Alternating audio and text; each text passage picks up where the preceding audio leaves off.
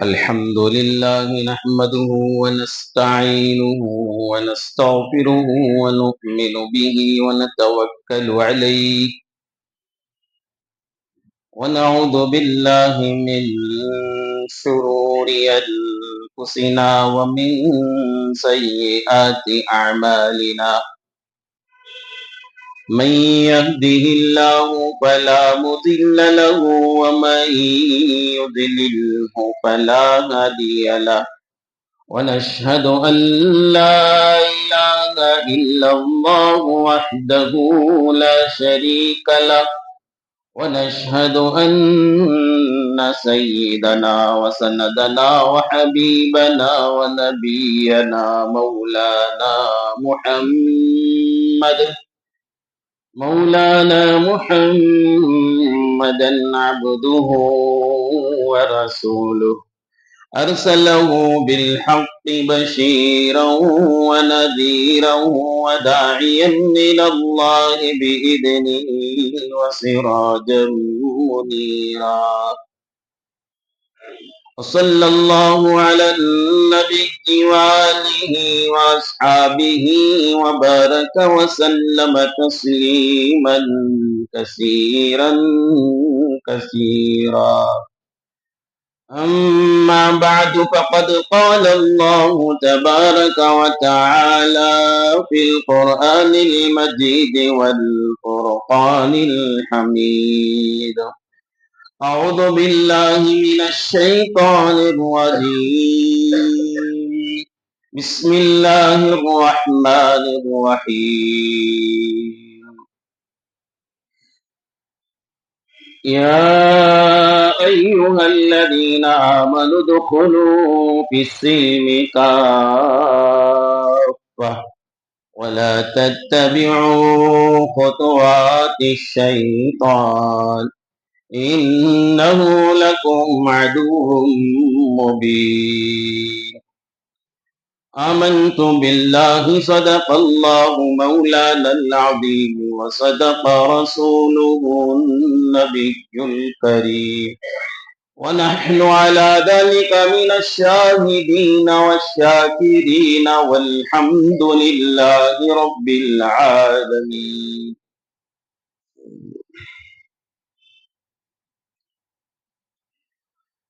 قابل احترام بزرگوں وقابل قدر ملت کے نوجوان بھائیوں، عزیز دوستو، مسلم پرسن اللہ اس پر عمل کل بھی ہمارے لیے ضروری تھا، آج بھی اور قیامت کی صبح تک بھی اس پر عمل کرنا ہم پر ضروری ہے۔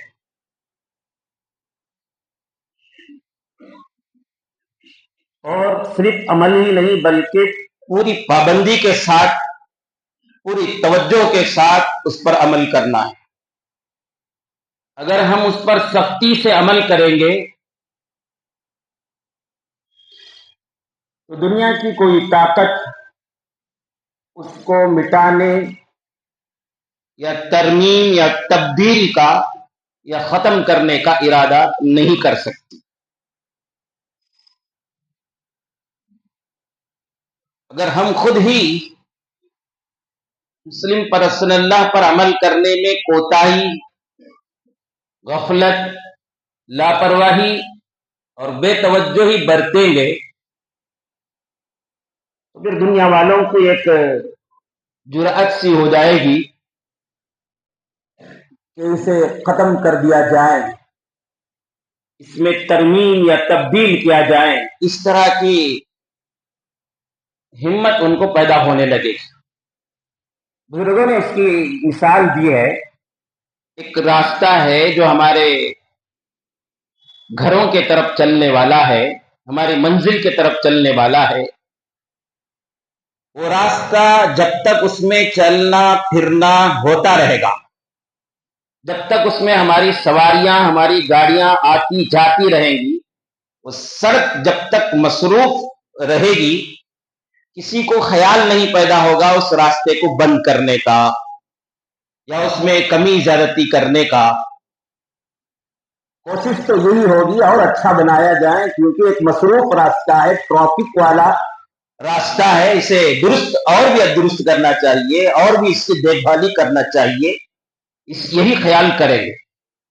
اس کے برخلاف وہ راستہ جو ہمیں منزل تک پہنچانے والا ہے، ہمارے گھر تک ہمیں پہنچانے والا ہے، اس راستے پر ہم نے چلنا چھوڑ دیا، چلنا پھرنا ختم ہو گیا، ہمارے گاڑیاں ہماری سواریاں وہاں سے آتی جاتی نہیں، وہ ایک سنسان اور ویران سڑک بن کر رہ گئی ہے۔ تو چند سال تک وہ ویران پڑی رہے گی، چند سال تک وہ سنسان راستہ پڑا رہے گا، اس کے بعد سرکار کو، وقت کی حکومت کو خیال پیدا ہوگا کہ یہ سڑک تو یوں ہی پڑی ہوئی ہے، بیکار ہے، اس پر چلنے والا نہیں، یہ ختم کرنے کے لائق ہو گیا ہے، اسے ختم کرنا چاہیے۔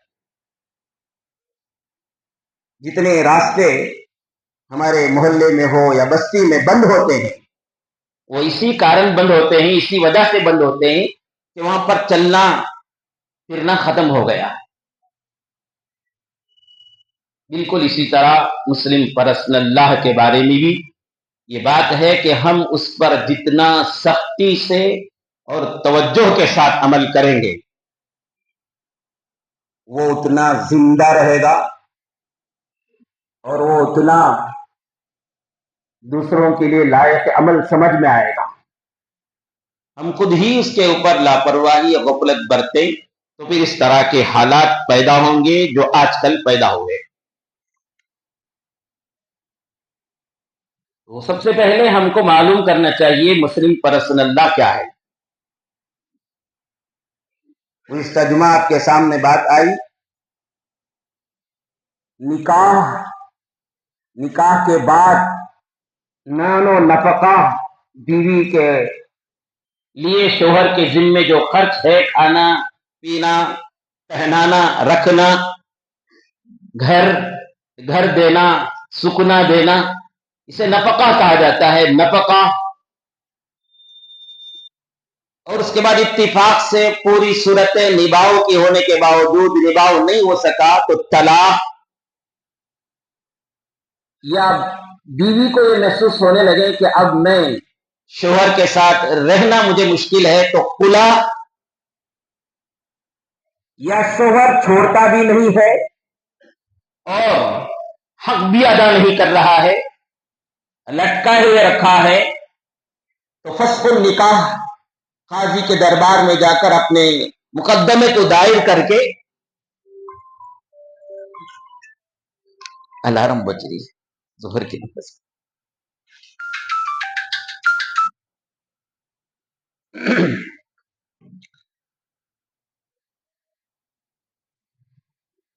تو قاضی کے دربار میں پہنچ کر اپنا مقدمہ دائر کر کے، قاضی نہیں ہے تو حکومت جن کے ہاتھ میں ہے یا جس کی بات چلتی ہے، معاشرے میں ایک مقام رکھتے ہیں، ان کے پاس جا کر اپنا مقدمہ دائر کر کے علماء کے درمیان، مفتیان کرام کے درمیان اپنے نکاح کو ختم کرنے کو فسخ النکاح کہا جاتا ہے۔ یہ اور اس کے بعد طلاق کے بعد یا خلا کے بعد یا فسخ النکاح کے بعد محسوس ہوا کہ ہم نے جو فیصلہ کیا تھا جدائیگی کا یہ غلط ہے، تو اسے شریعت میں اس کے بعد ایک دوسرا آپشن ہے جسے رجعت کہا جاتا ہے، رجوع کرنے کا طریقہ، بیوی کو دوبارہ اپنی بیوی بنانے کا، اپنے نکاح میں لینے کا طریقہ، اسے رجعت کہا جاتا ہے۔ وہ اس کے بعد حضانت، اتفاق سے جدائی ہو گئی، اب وہ جو چھوٹے چھوٹے بچے ہیں ان کے کھانے پلانے کی، ان کی تعلیم کی ذمہ داری کس پر ہے، پرورش کون کرے گا، اسے فقہی زبان میں حضانت کہتے ہیں۔ اس کے بارے میں اور وراثت، باپ کا انتقال ہو گیا، شوہر کا انتقال ہو گیا، بیوی کا انتقال ہو گیا، بیٹے کا انتقال ہو گیا، بھائی کا انتقال ہو گیا، اس نے مال چھوڑ کر مرا ہے تو اس مال میں کسے کسے حصہ ملتا ہے، وراثت، اس کے بارے میں وصیت۔ آدمی اپنی زندگی میں صحت کے عالم میں کچھ نیک کام میں اپنا پیسہ خرچ نہیں کیا تھا یا خرچ کیا تھا، مزید ابھی خواہش ہو رہی ہے، تو جو بستر مرگ میں جو وصیت کرتا ہے، جو نصیحت کرتا ہے کہ میرا اتنا پیسہ فلاں فلاں فلاں فلاں نیک کام کے لیے، اسے وصیت کہتے ہیں، اس کے بارے میں، اور عدت، طلاق کے بعد یا وفات کے بعد کتنے دن تک عورت سوگ منائے گی، اور مال وقف، ان سب چیزوں میں جو قرآن و حدیث میں رہنمائی ہوئی ہے، اسے ہمارے ہندوستان میں مسلم پرستن اللہ کہا جاتا ہے تو یہ سب کے لیے قرآن حدیث میں جو بیان کیا گیا ہے، اس سلسلے میں رہنمائی جو ہوئی ہے ہر پیدا ہونے والے انسان کے لیے ہے، قیامت تک کے لیے، لیکن نہیں ماننے والے نہیں مانتے ہیں۔ تو ہمارے ملک میں خاص طور سے ان چیزوں میں قرآن اور حدیث میں جو بتلایا گیا ہے اس پر عمل کی گنجائش دی گئی ہے ہمارے ہندوستان کے آئین اور قانون میں۔ سیشن کورٹ ہو، ہائی کورٹ ہو یا سپریم کورٹ ہو، اب تک تو ایسا ہی ہے کہ یہ 8-10 باتیں جو میں نے بتائی ہے، اس میں اگر مقدمہ مسلمانوں کا جائے گا تو یہ قرآن حدیث کی روشنی پر عمل اور فیصلہ دیا جائے گا، اسے مسلم پرستن اللہ کہا جاتا ہے۔ تو گزشتہ جمعہ مسلم پرستن اللہ میں سے ایک حصے کی، ایک جز کی نکاح سے متعلق میں نے آپ کے سامنے بات کی تھی کہ نکاح، مختصر آپ کے سامنے پھر ایک بار عرض کر دوں، نکاح نام ہے دلہا دلہن کا، لڑکا لڑکی کا دو گواہوں کے سامنے مہر متعین کر ایجاب و قبول کرنے کا نام ہے، بس اتنا ہی اصل ہے۔ ایک لڑکا اور لڑکی دو آدمیوں کے سامنے یا ایک مرد دو عورتوں کے سامنے یہ کہہ دیں شوہر میں نے تم کو اپنے نکاح میں لے لیا ہے فلاں اپنے فلاں کو، اور جس سے کہا گیا وہ کہہ دیا ہاں میں نے قبول کر لیا، عورت نے کہا کہ میں نے قبول کر لیا، تو نکاح ہو گیا۔ یا لڑکی نے کہا کہ میں اپنے نکاح میں آپ کو لیتی ہوں، وہ بھی گنجائش ہے، لڑکی بھی کہہ سکتی ہے۔ دو آدمیوں کے سامنے یہ کہیں کہ میں فلاں ابن فلاں کو اپنے نکاح میں لیتی ہوں، یا ان کے نکاح میں جاتی ہوں، ان کی زوجیت میں میں جاتی ہوں، میں نے ان سے نکاح کر لیا ہے، دو آدمیوں کے سامنے یہ کہا اور مہر طے کر لیا اور مہر پر رضامندی ہو گئی، ایجاب و قبول ہو گیا، تو نکاح ہو گیا۔ شریعت نے اتنا آسان اسے رکھا ہے، اور اسے آسان رکھنے کی بہت سی حکمتیں ہیں، اس پر عمل کرنے والوں نے اسے دنیا کے کاموں میں سے سب سے مشکل ترین کام بنا لیا ہے۔ اسے بیماری کا علاج ایک حساب سے آسان ہے، ایک جگہ سے دوسرے ملک کو چلے جانا وہ آسان ہے، لیکن ہماری بیٹی ایک خاندان سے دوسرے خاندان میں نکاح کے طور پر جانا بڑا مشکل ہو گیا۔ نکاحوں کی دعوت کی وجہ سے، ولیمے کی دعوت کی وجہ سے، شادی محلوں کے کرائے کی وجہ سے، جوڑے گھوڑے ناجائز جہیز کے مطالبے کی وجہ سے،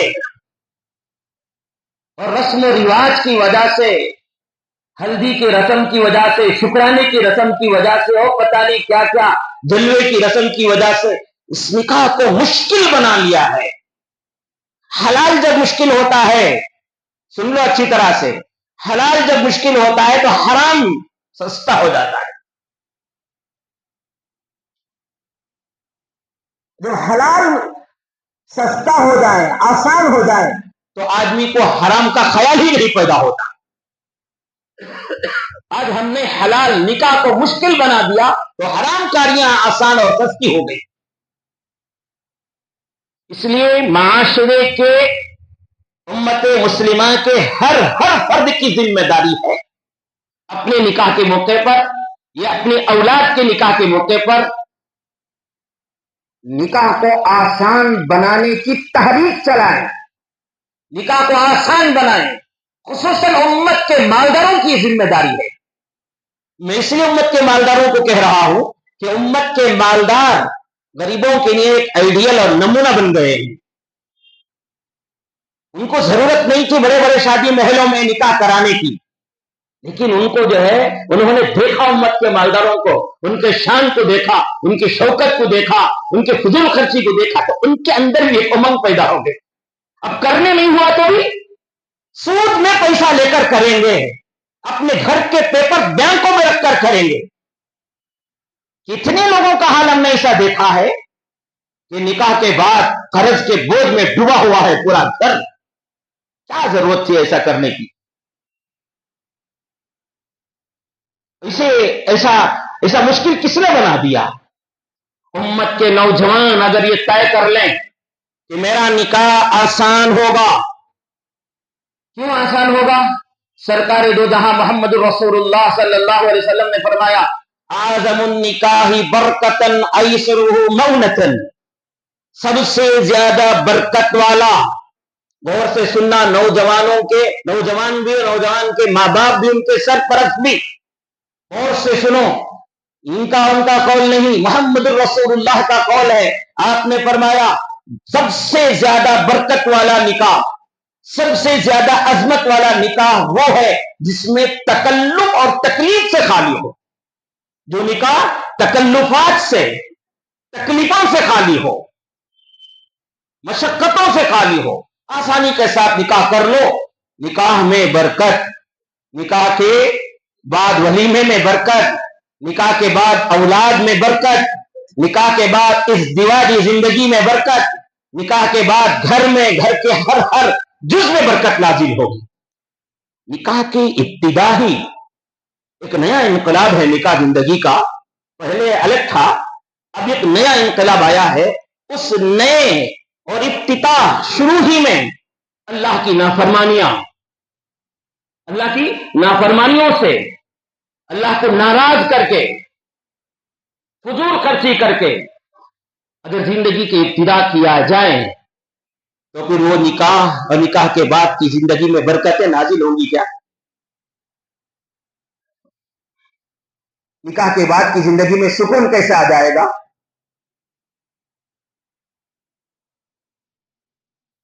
بچے کیسے صالح پیدا ہو جائیں گے؟ بزرگوں، عزیزوں، یہ آپ طے کیجیے آج کہ ہم اپنے گھروں کے شادیوں کو آسان بنائیں گے، بوجھ نہیں بنائیں گے۔ شریعت نے تو آپ کو اتنا سہولت دے دیا، اتنا آسان بنا دیا، پھر اسے بوجھ بنا لی۔ میں پھر ایک مرتبہ کہوں، آج دنیا میں سب سے مشکل کام کیا ہے؟ بیٹی کا نکاح کرانا بہت مشکل ہو گیا۔ تحریک چلاؤ، امت کے نوجوان بھی چلائیں، امت کے نوجوانوں کے ماں باپ، ان کے سرپرست بھی یہ تحریک چلائیں اور اس پر عمل کریں، چند سال عمل کریں، کتنے لاکھ، کتنے کروڑ روپیہ امت کا بچ جائے گا دیکھو، اور اس کے بعد اس کا فائدہ معلوم ہوگا تو ہماری نسل اس پر عمل کرے گی انشاءاللہ۔ اگر ہم اسی طرح فضول خرچی کرتے رہیں گے تو ہماری نسل اور بھی زیادہ کرے گی۔ کم از کم اب تو ہم نا ذرا احساس سے، ہم میں سے بہت سے لوگوں کو ایسا نہیں کرنا، کیا کہ سب جنے کرتے ہیں کر کے میں بھی کرنا پڑ رہا ہے، بلکہ کرنے والے بہت سے ہی لوگ۔ اگر ہم اسے اسی طرح کنٹینیو کرتے رہیں گے تو ہماری نسل جو ہے اسے لازم سمجھ کر، اسے ضروری سمجھ کر، اس میں لاکھوں کا روپیہ خرچ کرنے کو لازم سمجھ جائے گا، اور بھی مشکل ہو جائے گا اس کے بعد نکاح۔ اور اس کا وہ نکاح مشکل ہو جانے سے حرام کاریاں جو آسان ہو جائیں گی، جو سستی ہو جائیں گی، اس حرام کاری کے گناہ میں اللہ حفاظت فرمائے ساری امت شریک ہو جائے گی، کیونکہ سب نے مل کر حلال کو مشکل بنایا ہے۔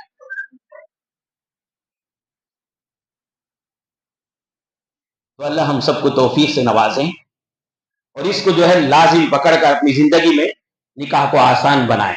نکاح ہو گیا ہے تو کوئی بات نہیں، ابھی ہمارے بچے ہیں نا، ان کے سلسلے میں ہم اس پر عمل کریں گے۔ نکاح نہیں ہوا ہے تو وہ طے کریں آج، میں کسی بھی حالت میں اس سلسلے میں نہ میں ہمارے بڑوں کی بات مانوں گا، نہ ہمارے سرپرستوں کی بات مانوں گا۔ بڑے بھی اگر کہیں فضول خرچی کے لیے نہیں مانوں گا، یہ صرف میرا مسئلہ نہیں، ساری امت کا مسئلہ ہوگا۔ تو مسلم پرسن اللہ میں سے سب سے پہلا جز نکاح کا ہے. اس نکاح کو شریعت نے بہت آسان بنایا. اتنا آسان بنایا کسی شریعت میں اتنا آسان نہیں ہوگا. لیکن کسی مذہب میں نکاح کے نام پر اتنی دعوتیں اتنا خرچہ نہیں ہوتا جتنا خرچ ہماری امت کرتی ہے.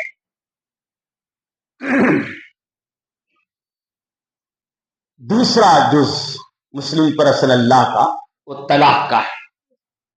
نکاح سے پہلے نوجوانوں کو چاہیے نکاح سے متعلق بیوی اور بیوی سے متعلق شوہر سے متعلق ساس سسر اور ان سے متعلق نیا رشتہ جو ملتا ہے سسرال کی طرف سے چھکرے کو اور چھکریوں کو، اس سے متعلق جتنے احکام ہیں اسے معلوم کریں، اسے سیکھیں. بیوی کے ساتھ کیسے برتاؤ کرنا چاہیے، شوہر کے ساتھ کیسا سلوک کرنا چاہیے، وہ سب چیزیں معلوم کر کے بعد میں نکاح کریں. انشاءاللہ نکاح کے بعد اتنے فتنے فساد نہیں وجود میں آئیں. ارے گاڑی ہے چلانا سیکھے بغیر ٹو ویلر میں بیٹھ گیا کون تو بھی، کار چلانا سیکھے بغیر بیٹھ گیا کون تو بھی چلانے کے لیے، کیا ہوگا؟ اس کار میں سواریوں کا اور سڑک میں چلنے والے لوگوں کا کیا حال ہوگا؟ درہم برہم ہوگا. خود بھی نقصان اٹھائے گا، دوسروں کو بھی نقصان پہنچائے گا. اور زندگی کی گاڑی نکاح، اس میں بغیر کوئی تیاری کے، بغیر کسی سیکھے کے، بغیر کسی لائسنس کے جا کر نکاح کر لیا. وہاں تو بیٹھ کر الحمدللہ میں نے قبول کیا تک بولنے نہیں آتا بہت سے لوگوں کو. مہر کی بات آتی ہے تو باپ دیکھتا کتنا مہر کو بولنا بولے. ارے تمہیں دینا ہے بھائی، مہر تمہیں دینا ہے، تمہیں طے کرو کتنا دے سکتے ہیں. 25,000 دے سکتے ہیں، 30,000 دیتے، کیا طے کرتے ہیں؟ تمہاری طاقت اور استطاعت دیکھ کر تمہیں طے کرو.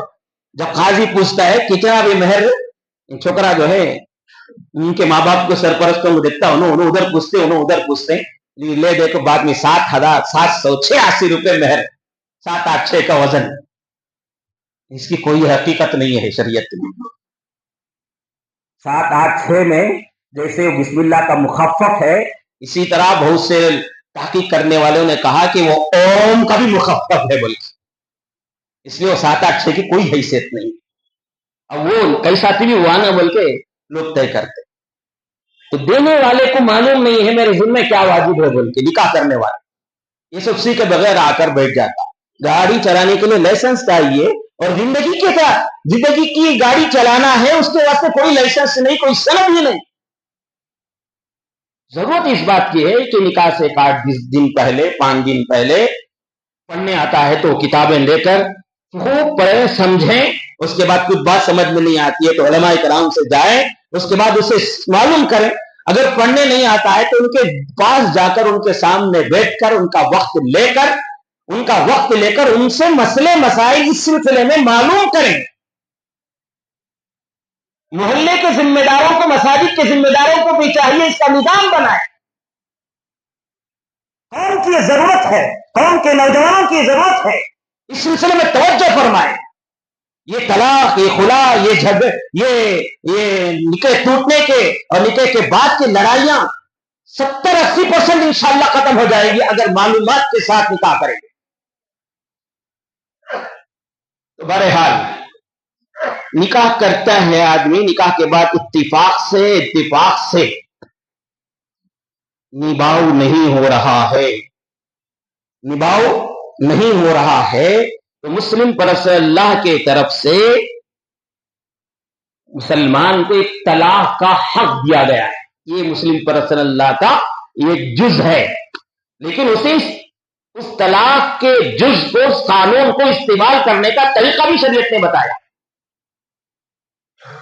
طلاق غصے میں آ کر پکارنے والی چیز نہیں. لڑائی جھگڑے کے وقت میں وہ الفاظ طلاق کا استعمال ہرگز نہیں کرنا چاہیے، کتنا بھی غصہ آ جائے کنٹرول کرنا ہے۔ ادھر شوہر سے کہا گیا فَإِن وَعَاشِرُوهُنَّ بِالْمَعْرُوفِ فَإِن كَرِهْتُمُوهُنَّ فَعَسَىٰ أَن تَكْرَهُوا شَيْئًا وَيَجْعَلَ اللَّهُ فِيهِ خَيْرًا كَثِيرًا۔ نکاح اگر کر لیے ہیں تو ان کے ساتھ دستور کے مطابق، قاعدے کے مطابق ان کا حق ان کو دو، کھانے کا حق دو، پینے کا حق دو، کپڑے کا حق دو، رہنے کا حق دو، عزت کا حق دو، عظمت کا حق دو۔ صرف کھانے پینے کی بھوکی نہیں ہوتی ہے، عورت اسے عزت کی بھی ضرورت ہے، محبت کی ضرورت ہے، رواداری کی ضرورت ہے، اسے اس کے کبھی کبھی ناز و نخرے کو برداشت کرنے کی بھی ضرورت ہے۔ عورت ہے، اس کے اندر ناز رہے گا، اس کے اندر نخرے رہیں گے، اسے برداشت کرنے کے حد میں رہ کر برداشت کرے، لائق ہے تو برداشت کرنے کے۔ قرآن یہ کہتا ہے وَعَاشِرُوهُنَّ بِالْمَعْرُوفِ، ان کے ساتھ دستور کے مطابق زندگی گزارو۔ کیا ہے مطلب دستور کے مطابق؟ ان کے جو حقوق ہیں اسے ادا کرتے ہوئے ان کے ساتھ زندگی گزارو۔ فَإِن كَرِهْتُمُوهُنَّ، اگر اتفاق سے کسی وجہ سے جن عورتوں سے تم نے نکاح کیا ہے وہ عورت تم کو ناپسند ہے، پسند نہیں آئی، تمہارے ذہن میں ایک الگ قسم کا تاج محل تھا، میری بیوی ایسی ہونا، میری دلہن ویسی ہونا، ایک الگ قسم کا تاج محل تم نے بنا کے رکھا تھا بیوی سے متعلق، اب نکاح کے بعد دیکھے تو ویسا نہیں ہے، پسند نہیں آیا، کسی وجہ سے، اس کی خوبصورتی کی وجہ سے یا ان کے کسی دوسرے عمل کی وجہ سے آپ کو پسند نہیں آئے، تو فوراً شریعت نہیں کہتی ہے کہ ان سے بیزارگی کا اظہار کر کے طلاق طلاق طلاق پکار دو، نہیں، بلکہ کیا مشورہ، کیا ہدایت قرآن دیتا ہے، دیکھو فَإِن كَرِهْتُمُوهُنَّ فَعَسَىٰ أَن تَكْرَهُوا شَيْئًا وَيَجْعَلَ اللَّهُ فِيهِ خَيْرًا كَثِيرًا، اگر اس کے 10 عادتوں میں سے دو عادتیں اچھی ہیں، 8 عادتیں خراب ہیں، تو اس 10 عادتوں میں سے 2 عادتوں کی وہ 2 خوبیوں کو دیکھ کر اسے برداشت کرو اپنی زندگی میں، کیا پیدا ہوگا اس کا؟ قرآن کہتا ہے وَيَجْعَلَ اللَّهُ فِيهِ خَيْرًا كَثِيرًا، وہ شوہر اپنی بیوی کے بہت سی ناپسندیدہ چیزوں میں سے اسے نظر انداز کر کے جو چیز قابل دید ہے، جو خوبی ہے، اسے دیکھ کر اسے برداشت کر لیتا ہے۔ اگر میں چھوڑوں گا، اسے ناپسند ہونے کی وجہ سے چھوڑوں گا، یا خوبصورت کم ہونے کی وجہ سے چھوڑوں گا، یا اس کی زبان درازی کی وجہ سے اسے چھوڑوں گا، تو ایک قسم کا فتنہ برپا ہوگا، بچوں کا مسئلہ آ جائے گا، گھر میں 2 خاندانوں کے درمیان جھگڑے ہو جائیں گے، 2 خاندانوں کے اندر نفرتیں پیدا ہوں گی، اور خود اس عورت کی زندگی بھی تباہی کی طرف جائے گی۔ اس لیے میں اسے برداشت کر لیتا ہوں اس کی اس خوبی کی وجہ سے۔ عورت بولے تو کون سی بھی خوبصورت، یہ اس کے اندر کون سی بھی خوبی ہوگی ہی ہوگی، اس خوبی کی وجہ سے اسے برداشت کر لیتا ہے، تو قرآن کہتا ہے وَيَجْعَلَ اللَّهُ فِيهِ خَيْرًا كَثِيرًا، اس برداشت کرنے کی وجہ سے اللہ تعالیٰ وہ ناپسندیدہ بیوی ہی کے اندر سے بے حساب خوبیاں اسے مرنے سے پہلے عطا کرے گا۔ وَيَجْعَلَ اللَّهُ فِيهِ خَيْرًا كَثِيرًا، دیکھو قرآن شریف میں اللہ تعالیٰ نے دنیا اور دنیا کی تمام چیزوں کو، زمین اور زمین کے تمام خزانوں کو متاع قلیل کہا۔ کیا کہا؟ متاع قلیل، یہ سب تھوڑی چیزیں ہیں، استعمال کے لائق ہیں، چند دن برتنے کی چیزیں کہا، لیکن وہ شوہر جو اپنی بیوی کو ناپسند ہونے کے باوجود اللہ کو راضی کرنے کے لیے، فتنے و فساد سے بچنے کے لیے، اپنے بچوں کی زندگی کو دیکھ کر، ان کے فیوچر کو دیکھ کر، اور 2 خاندانوں کے درمیان نفرتیں پیدا ہوگی اسے دیکھ کر برداشت کر لیتا ہے، تو اللہ تعالیٰ ہے خیرن کثیرا، میں اسے بہت خیر عطا کروں گا۔ آخرت میں تو دیں گے ہی، آخرت کی دنیا ہی میں اس عورت جسے ناپسند کرتے تھے اسی کا ذریعہ بہت سے خیر عطا کریں۔ ہاں ایک بات اور یہ یاد رکھنا، برداشت کرنے قرآن بولا ہے بول کے برداشت کر رہے ہیں، لیکن یہ اسے احساس ہونے نہیں دینا जिसे हमारी बीवी को एहसास होने नहीं देना कि मैं तुम्हें बर्दाश्त कर रहा हूं, मैं तुम्हारे पर एहसान कर रहा हूं, ये भी ज्यादा दिन नहीं चलेगा। अगर आप उसे बार बार ताना देते रहेंगे, मैं तुमने बर्दाश्त कर रहा हूं, सो मैं तुमने रखा हूं, सो बहुत बड़ा एहसान क्या कि एक सोच ले पर अकलीस में तुम ना करो, ये बार बार उसे बोलेंगे तो ये ज्यादा दिन नहीं चलेगा। एहसान करके एहसान जतलाते हैं तो कुरान कहता है वो नेक अमल जाय हो जाता है, बिलमन्नी वल अज़ा। इसलिए एहसान जतलाना नहीं, वो अल्लाह के पास मांग लो। गुस्सा आया तो अल्लाह को बुला के बोलो, या अल्लाह मुझे गुस्सा आ रहा है, जरा बर्दाश्त करने की ताकत दे दे, और इसकी वजह से मुझे चाहती भी खूबी सामने दिखा दे जिससे मेरा दिल खुश हो जाए। ऐसे ऐसे नौजवानों की जरूरत है, ऐसे शोहरों की जरूरत है। अगर ऐसे शोहर रहेंगे तो फिर मुस्लिम परसल्लाह में किसी को उंगली उठाने की नौबत नहीं आएगी, हिम्मत ही नहीं होगी। वजअलल्लाहु फीही खैरन कसीरा। इधर बीवी को कहा गया, सिर्फ शोहर कुछ नहीं, इधर बीवी से भी कहा गया, अगर इत्तेफाक से तुमने शोहर पसंद नहीं आया, ऐसा हो जाता है, शोहर पसंद नहीं आया, शोहर का मकाम को देखो, शोहर की अजमत को देखो, उसकी बड़ाई को देखो। क्या कहा रसूलुल्लाह सल्लल्लाहु अलैहि वसल्लम ने? एक मर्तबा हजरात सहाबा रसूलुल्लाह सल्लल्लाहु अलैहि वसल्लम की खिदमत में आए और अर्ज किया, रसूलुल्लाह, हम अजम के बादशाहों को देखते हैं कि उनके पैर के सामने लोग सजदे करते हैं, उनके रियाया उनके सामने सजदे करते हैं, हमारा दिल करता है या रसूलुल्लाह हम भी आपके सामने सजदा करें। तो रसूलुल्लाह सल्लल्लाहु अलैहि वसल्लम ने फरमाया, हराम है, हराम है, नबी के सामने सजदा न करो। नबी को सजदा तो अल्लाह को करना है, सजदा तो अल्लाह को करना है। अगर सजदा करने की इजाजत होगी रुए जमीन में तो मैं बीवी से कहता कि उसका मकाम इतना बड़ा है कि शोहर के सामने सजदा करे, लेकिन उसकी इजाजत नहीं है, इसलिए मैं औरतों को भी इसका हुक्म नहीं देता।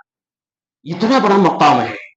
और हदीस के किताब में आता है, तुम्हारा जनाजा इस हाल में उठे, तुम्हारा जनाजा इस हाल में उठे कि तुम्हारा शोहर तुमसे राजी है, तो अल्लाह ताला फरमाएंगे, ए बंदी, जन्नत के जिस दरवाजे में से जाना चाहते है तो चले जा। इतना बड़ा मकाम है। इस वजह से औरत बर्दाश्त कर लेती है, बर्दाश्त कर लेती है तो उसे बहुत बड़ा दुनिया में भी आखिरत में भी अजर मिलेगा। निभाव की जितनी सूरतें हो सकती हैं, शोहर के लिए भी कहा गया निभाने की कोशिश करो, नहीं होता है तो तलाक का रास्ता इख्तियार करो। अगर बीवी से कहा गया कि निभाव की जितनी सूरतें हो सकती हैं, निभाव का सूरत इख्तियार करो, अगर निभाव नहीं हो सकता है तो फिर खुला का सूरत, खुला की सूरत इख्तियार करो। ये तलाक और खुला मुस्लिम परसल्लाह में से है, और ये खुला कैसा करना है, तलाक कैसा देना है, एक वाकईतन सीखने वाली चीज है, वाकईतन सीखने वाली चीज है। पिस्टोल है, चलाते हैं तो उसमें जख्म हो जाता है, सामने वाले को उसकी मौत हो जाती है, उसकी वफात हो जाती है, लेकिन हर एक के हाथ में पिस्टल नहीं दिया जाता, उसे उसी आदमी के हाथ में पिस्टल दिया जाता है, उसी को लाइसेंस दिया जाता है जो सीखा हुआ हो। ऐसे ही तलाक को हर एक आदमी को बोलने की इजाजत नहीं है, वो सीखा हुआ, समझा हुआ, उसके नतीजे को मालूम करने वाले शख्स को दिया गया। कुरान शरीफ में इब्तिदा सूरत उसकी बताई, वल्लाती तखाफूना नुशूज़हुन्ना फइज़ूहुन्ना वहजुरूहुन्ना फिल मज़ाजि वज़रिबूहुन फ़इन अतानकुम फला तबगू अलैहिन्ना सबीला इन्नल्लाहा काना अलिय्यन कबीरा व इन खिफ्तुम शिक़ाक़ा बैनिहिमा फबअसू हकमन मिन अहलिही व हकमन मिन अहलिहा इन युरीदा इस्लाहन युवफ़्फ़िक़िल्लाहु बैनहुमा इन्नल्लाहा काना अलीमन खबीरा। उसके बाद है अत्तलाक़ु मर्रतान। तलाक देने से पहले ये मराहिल से गुजरना पड़ेगा। इंशाअल्लाह मैं ये मुस्लिम परसल्लाह का ये जुज़ तलाक कैसे देना है, उससे पहले क्या मराहिल हैं, वो इंशाअल्लाह मैं आपके सामने आइंदा जुमा बयान करूं। दुआ फरमाइए कि अल्लाह ताला हम सबको अमल की तौफीक नसीब फरमाए, मुस्लिम परसल्लाह की हम सब की हिफाजत करने की हम तौफीक नसीब फरमाए। कैलेंडर के बारे में कर लेंगे। सुभान मोहल्ले में खत्म नबूवत के नाम से